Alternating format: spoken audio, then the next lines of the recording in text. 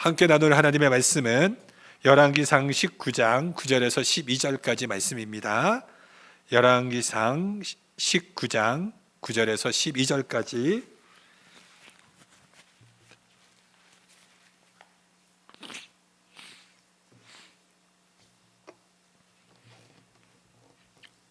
열왕기상 19장 9절에서 12절까지 제가 가진 성경은 549페이지에 있습니다. 우리 찾으셨으면 우리 한 절 한 절 같이 교독하도록 하겠습니다. 제가 먼저 읽겠습니다. 엘리야가 그곳 굴에 들어가 거기서 머물더니 여호와의 말씀이 그에게 임하여 이르시되 엘리야야 내가 어찌하여 여기 있느냐.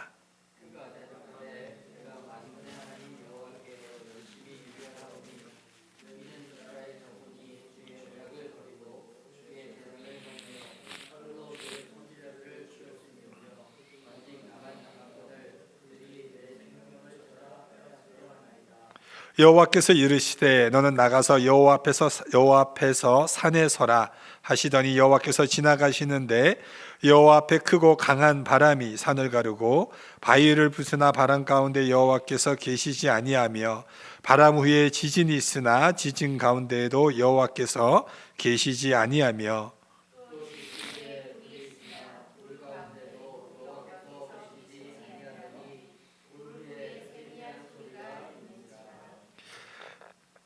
우리 오늘 이 말씀 세미한 음성의 하나님이라는 제목으로 하나님 말씀 함께 증거합니다.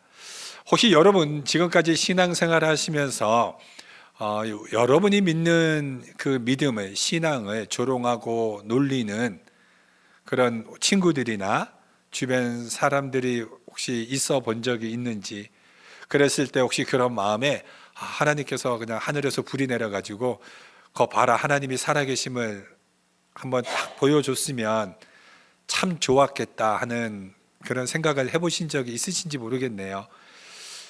제가 이제 신대원 다닐 때 이제 예비군 훈련을 갔습니다. 근데 예비군 훈련을 갔는데 신학생들을 데리고 예비군 훈련을 하니까 그 예비군 동대장이 믿지 않는 사람이었거든요.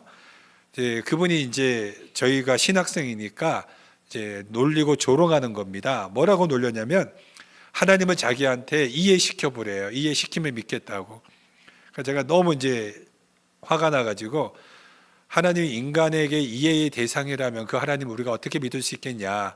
내가 이해될 수 있는 하나님이라면 인간이 하나님보다 더 큰 거 아니냐. 하나님은 이해의 대상이 아니다. 믿음의 대상이다. 이제 그렇게 하고는 왔는데 속에서 화가 나는 거예요.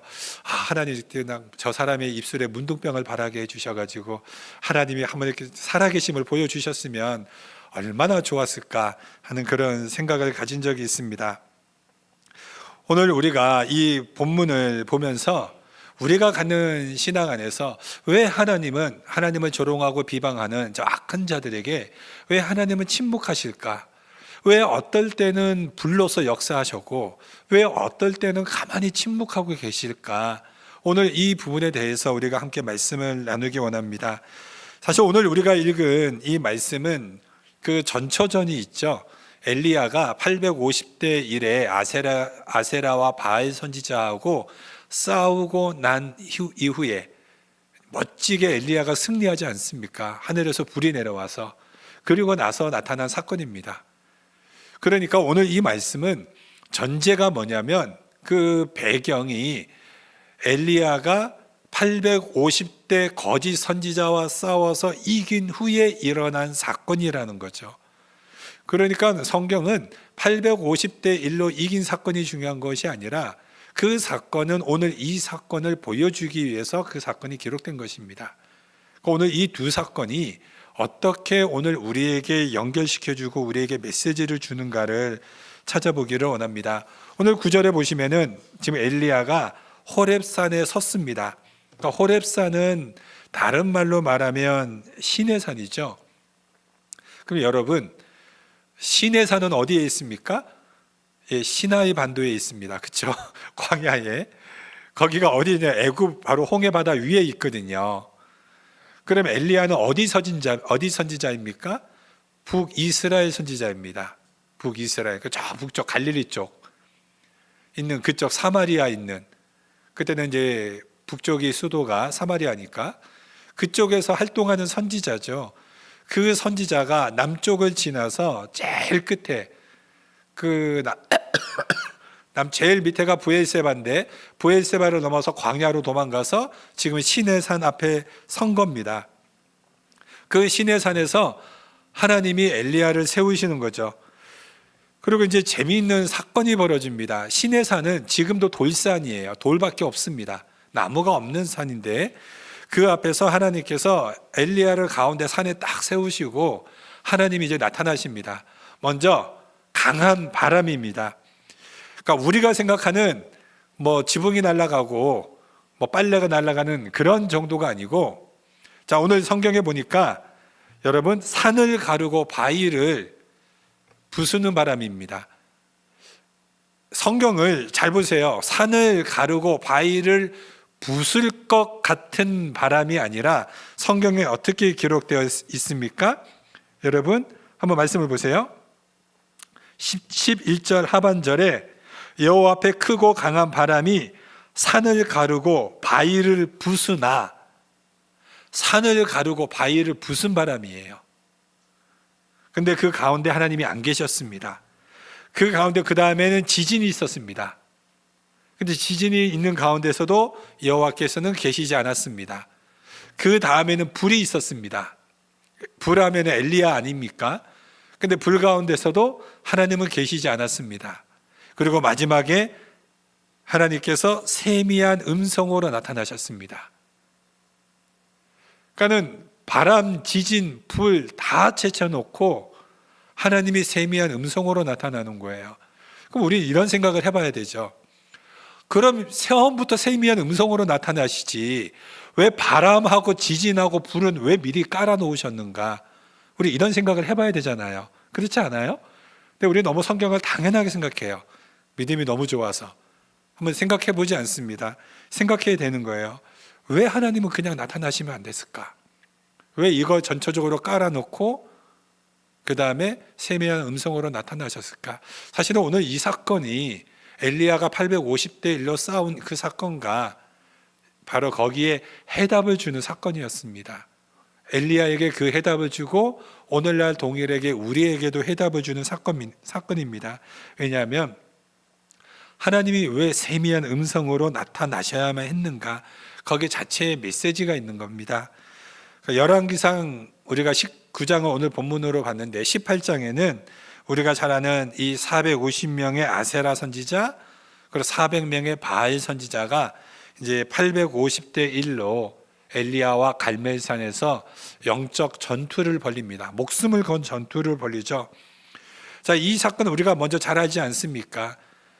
850명의 거짓 선지자들이 아무리 자기의 신의 이름을 부르지만 침묵합니다. 나중에 자신의 몸에 피를 냅니다. 상처를 내서 피를 내려면서 부르지만 그 신은 응답하지 않습니다. 그 다음에 엘리야는 어떻게 합니까? 양동이에 물을 담아서 제단에 물을 붓습니다. 그 제단에 물이 도랑처럼 흘러내렸습니다. 그리고는 우리가 잘 아는 엘리야가 기도하죠. 주여 불로 응답하소서, 응답하소서. 정말 우리 아벨의 제사를 받으신 하나님께서 이 엘리야의 그 예배도 받으시기 위해서 하늘에서 불이 내려옵니다. 그래서 완전히 그걸 다 태워버리죠. 자, 이때부터 이제 엘리야가 어떤 모습으로 등장합니까? 모든 사람들 앞에서 850명을 다 쳐 죽여라 그래요. 이때는 엘리야가 정말 믿음의 영웅으로 등장합니다. 믿음의 선봉대에 서서 거짓 선지자들을 다 처단해버리는 믿음의 아주 영웅으로 등장하여서 아무도 감당 못할 그러한 인물로 이 엘리야가 소개되는 겁니다. 그런데 이 엘리야가 갈멜산 전투에서 승리를 거둔 이후에 이제 어디까지 나아가냐면 엘리야가 쉽게 말하면 오늘날로 말하면 피를 받았어요. 야, 하나님이 나와 함께 하신다. 불로 응답하신 하나님께서 850명의 저 거짓 선지자들을 다 죽여버렸으니 이 여세를 몰아서 거짓 선지자의 우두머리도 죽여야겠다. 그게 누굽니까? 이세벨이죠. 이세벨까지 죽이겠다고 아합 궁으로 쳐들어갑니다. 그때 엘리야가 정말 위풍당당 얼마나 어깨를 쫙 펴고 개선 장군처럼 쳐들어갔겠습니까? 거 봐라, 하나님이 나의 기도에 불로써 응답하셨으니 이제 아합궁에 가서 내가 말 한마디만 하면은 하나님께서도 동일하게 불을 내려서 이 모든 거짓 이 여왕과 이 거짓자들을 다 처단해버리는 그러한 모습으로 엘리야가 가는 거죠. 그런데 이제 아합이 이세벨한테 알려줍니다. 있었던 이 사건들을. 그러니까는 이세벨이 겁을 먹고 도망가는 것이 아니라 분노가 납니다. 내가 이 엘리야를 당장 잡아 쳐 죽이겠다고 오히려 이세벨이 엘리야를 잡으러 오는 겁니다. 그러니까 위풍당당 가던 이 엘리야가 이세벨이 자기를 잡아 죽이려고 온다라는 그 소리를 듣고 한마디로 혼비백산이 일어나요. 혼비백산이 일어나가지고 어디까지 도망가냐면 브엘세바로 도망갑니다. 그러니까 우리가 이스라엘 따지면은 남쪽이 브엘세바고 제일 북쪽이 단이거든요. 단에서 브엘세바까지. 그러니까 북이스라엘 선지자가 남왕국의 제일 밑에까지 도망을 가는 겁니다. 왜요? 거기는 못 쫓아오니까. 거기를 쫓아오려면 국경을 넘어서 군대를 끌고 와야 되니까 전쟁이 벌어지지 않습니까? 그러니까 엘리야가 살겠다고 브엘세바까지 가는 겁니다. 그 브엘세바까지 가서 이제 우리가 잘 아는 로뎀 나무 밑에 이제 엎드리는 게 누워 있는 거죠. 로뎀 나무는 1.5m 정도밖에 안 되는 나무예요. 잎사귀도 별로 없습니다. 그 나무에 엎드려서 지금 엘리야가 뭐 하는 거냐면 하나님 차라리 나 죽여달라고 시위하는 거예요. 지금 엘리야가 굉장히 열받았거든요. 하나님을 어떻게 보냐면 하나님을 배신자로 보는 거예요. 하나님 정말 이런 법이 없다고. 아니 하나님이 지금 갈멜산에서 불로 응답해서 내가 지금 거짓 선지자들을 싹 죽여놨는데 아니 그러면 이 여세를 몰아서 내가 지금 뭐 내가 자기 잘 살겠다고 이러는 게 아니라 내가 하나님을 위하여서 이 거짓 우상들을 다 없애버리겠다고 하는 저 악한 여자 이세벨을 지금 내가 처단하겠다고 지금 가는 거 아니냐. 내가 뭐 내가 좋아서 일하는 겁니까? 내가 지금 하나님을 위해서 일하는 거 아닙니까? 그러면 하나님은 적어도 뭘로 역사해야 되는 거예요? 적어도 하나님은 나에게 불로 역사해야 되는 거 아니냐고. 그러면 적어도 이세벨을 처단시켜서 없애버리지. 아니 이게 뭐냐고. 오히려 그 여자가 정말 자기를 죽이겠다고 살기등등하여서 군대를 이끌고 나를 죽이러 오는 어떻게 이런 일이 일어나게 만듭니까? 우리가 이런 고민과 갈등들이 있을 수 있잖아요. 우리가 믿음 생활을 다 열심히 하는데 어떻게 믿음 생활을 열심히 하면 할수록 나는 너 삶이 고통스럽고 힘들고 억울하고 그런데 예수도 안 믿는 저 악한 사람은 정말 죄도 많이 짓는데 걸리지도 않고 돈은 막 돈대로 많이 벌고 떵떵거리고 그러면서 예수 믿는 나를 조롱하고 놀리는 어떠한 이런 일들이 일어날 수 있는가? 그럼 도대체 내가 믿는 믿음은 뭐고 내가 믿는 하나님은 무엇인가? 이게 우리들의 이 모습이고 지금 이 엘리야의 모습인 거죠. 어제의 믿음의 영웅이 오늘은 너무나도 초라하기 그지없는 그런 구차한 인물로 지금 로뎀 나무 밑에 아래서 지금 엘리야가 자기 죽여달라고 하나님 앞에 지금 땡깡 부리고 있습니다. 정말 한마디로 배째라는 거죠. 그런데 엘리야는 너무너무 하나님 앞에 지금 분노가 난 겁니다. 그 상태에서 하나님이 엘리야를 신의 산으로 부르셨습니다. 왜냐하면 하나님 앞에 지금 엘리야는 너무 원통한 마음을 가졌으니까 엘리야는 하나님 앞에 목숨 걸고 싸웠는데 하나님을 위해서 싸웠는데 그럼 적어도 이세벨은 물리쳐 줬어야 되는데 자기 혼자 그냥 혼자 미친 사람처럼 팔짝팔짝 뛴 것 같거든요. 그래서 지금 이 하소연하고 있는 엘리야를 하나님이 신의 산에서 세우면서 지금 어떻게 나타나셨습니까? 바람으로, 산을 가르는 바람으로 엘리야에게 그렇게 이야기하는 거죠. 엘리야에게 엘리야야 내가 산을 가르고 바위를 부수는 하나님이었으면 좋겠느냐? 그 의미는 뭡니까? 내가 이 세상에서 모든 악한 자들을 정말 한눈에 보이도록 정말 처단해 버릴 수 있는 강력한 힘을 가진 그런 하나님이었으면 좋겠느냐? 모든 사람들의 눈에 모든 죄인들을 한순간에 처단해 버리는, 산을 가르는 듯한, 바위를 부수는 그런 강력한 하나님이었으면 좋겠느냐? 아니면 이 지진으로 이 천지를 다 지지를 흔들어 버릴 수 있는, 그래서 모든 사람들이 지진이 일어나면 각자가 다 느끼지 않습니까? 지진을. 모든 사람들에게 하나님이 어떠한 분이라는 것을 다 체험시켜 줄까? 아니면 불로써, 기적으로서 내가 모든 것들을, 내가 하나님이 하나님 되심을 모든 사람들의 눈에 기적으로 다 보여줄까? 그런 하나님이었으면 좋겠느냐? 그게 아니라는 거죠. 하나님이 뭐라고 말씀하십니까? 나는 들을 귀 있는 자에게만 말하는 하나님이다.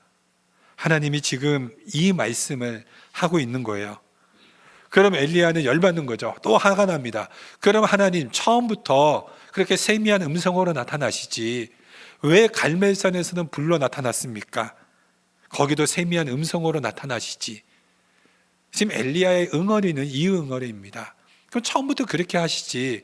그때 불로 안 나타나셨으면 나도 미친 사람처럼 혼자 팔짝팔짝 뛰지는 않았지 않았겠냐. 나도 조용히 있는 척 없는 척 그렇게 믿지 않았겠습니까? 괜히 하나님 이름 믿고 설치다가 지금 나만 죽게 되었는데 이게 억울하다라는 거죠. 오늘 이 모습을 통하여서 하나님이 오늘 우리에게 전해주는 메시지가 무엇인가 하는 것입니다. 여러분, 우리가 한번 우리의 신앙생활을 생각해 보세요. 여러분이 믿는 하나님은 어떠한 분이세요? 우리는 하나님이 우리에게 두려운 심판주로, 능력의 하나님으로, 그러니까 산을 부수고 지진으로 불로 나타나지 않는 하나님이라는 것에 대해서 우리는 감사해야 되지 않습니까?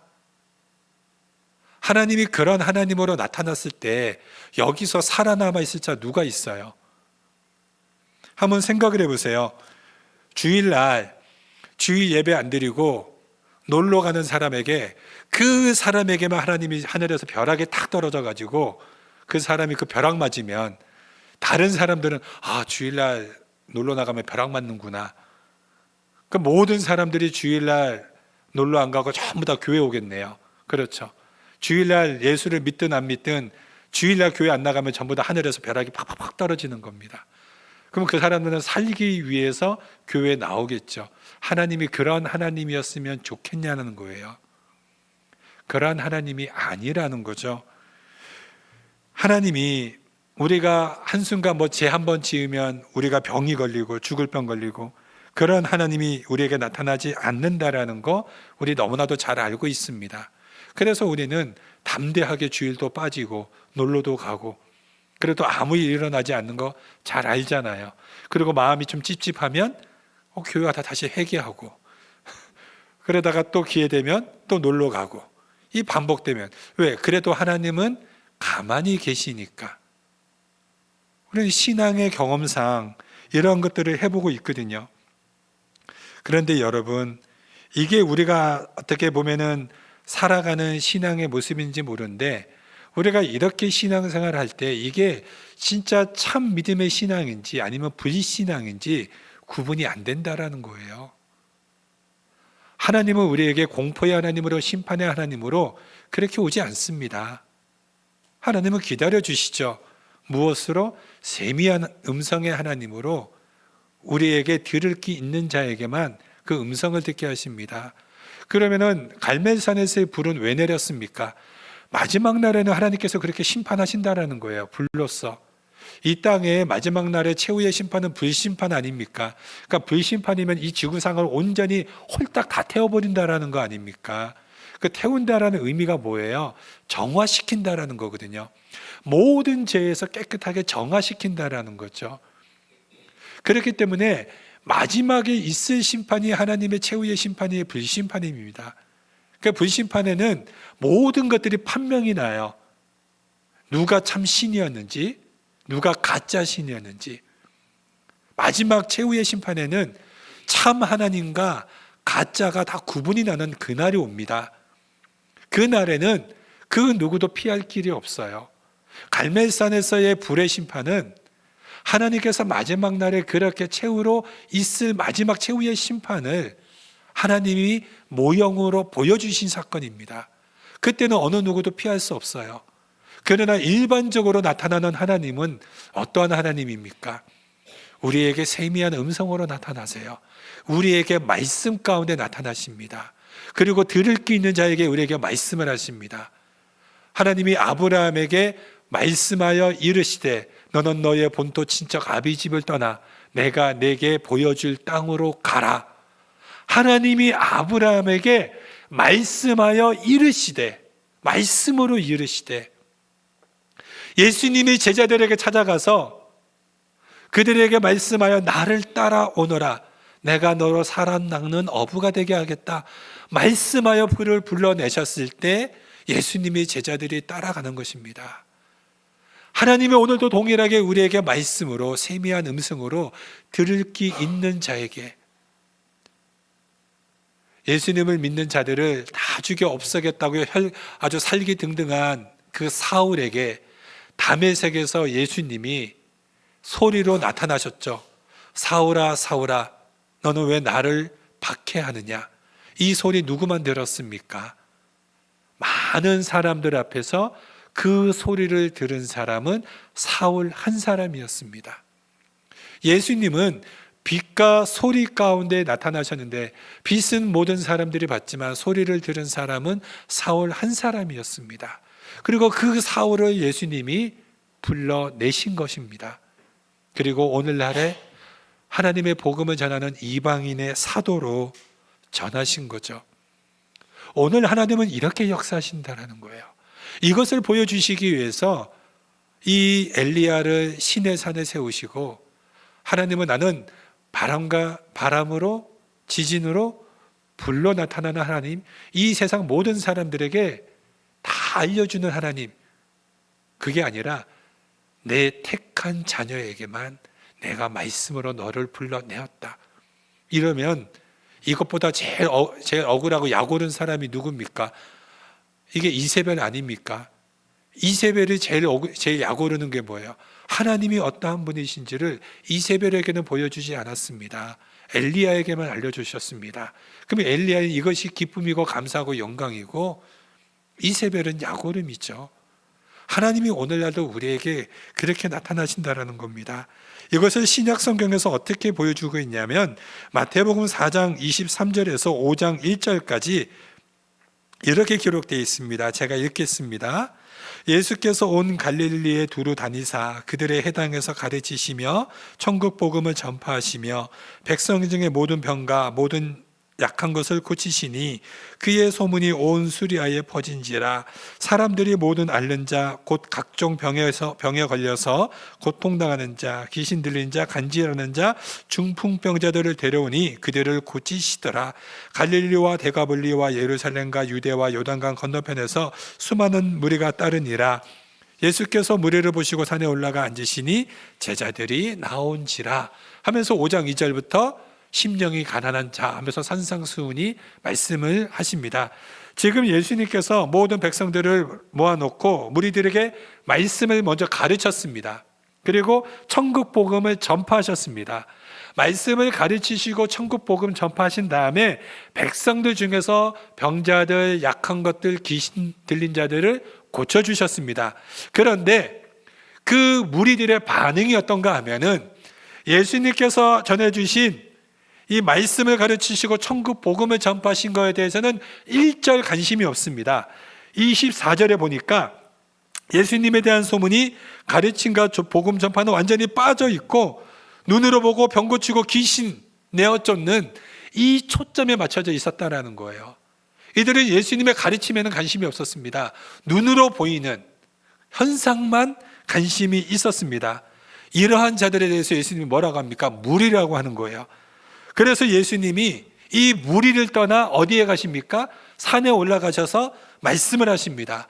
그런데 현상을 보고 쫓아온 이 무리들이 이 산에까지 오는 거예요. 그래서 이 산에는 누가 있느냐? 무리와 제자들이 있습니다. 무리와 제자들이 있는데 여기에서 제자는 어떤 사람들입니까? 말씀의 가르침을 받기 위해 온 사람들을 제자라고 평가하고, 단순히 현상적인 것을 체험받기를 원해서 쫓아온 자들을 무리라고 하고 있습니다. 그러니까 무리와 제자가 분명하게 구분이 되는 거죠.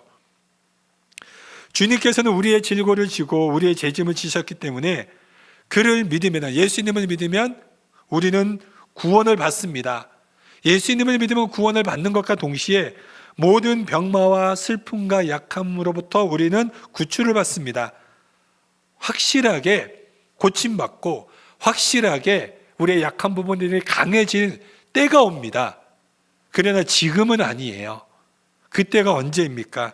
그때가 계시록 21장 4절을 보면은 예루살렘, 즉 하나님의 나라가 이 땅에 이루어질 때, 그때 뭐예요? 애통하는 것이나 곡하는 것이나 사망이 다시는 없을 그때가 옵니다. 그러면 지금 우리가 살아가는 이때는 예수를 믿고 가르침을 받고 우리가 그 믿음을 따라서 살아가는 자들에게는 예수를 믿어도 슬픔이 찾아올 수 있고 눈물을 흘리는 걸 찾아올 수 있고 곡할 수 있고 애통할 수 있다는 거예요. 예수를 믿어도. 예수만 믿으면 없던 병도 다 낫고 죽을 병에서 살아나고 모든 문제 다 해결되고 갑자기 망해가던 사업이 갑자기 막 성공해서 부자 되고 이런 거 아니라는 거예요. 예수를 열심히 믿어도 사업이 어려울 수 있고, 예수를 열심히 믿었는데 나도 모르는 아픔과 암도 병마도 찾아올 수 있다라는 겁니다.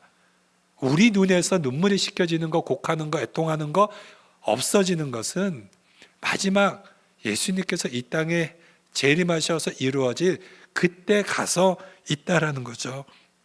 오늘 우리가 이러한 신앙의 수수께끼를 바로 엘리야의 이 시내산에서 섰을 때 세미한 음성으로 나타나시는 그러한 사건인 거죠.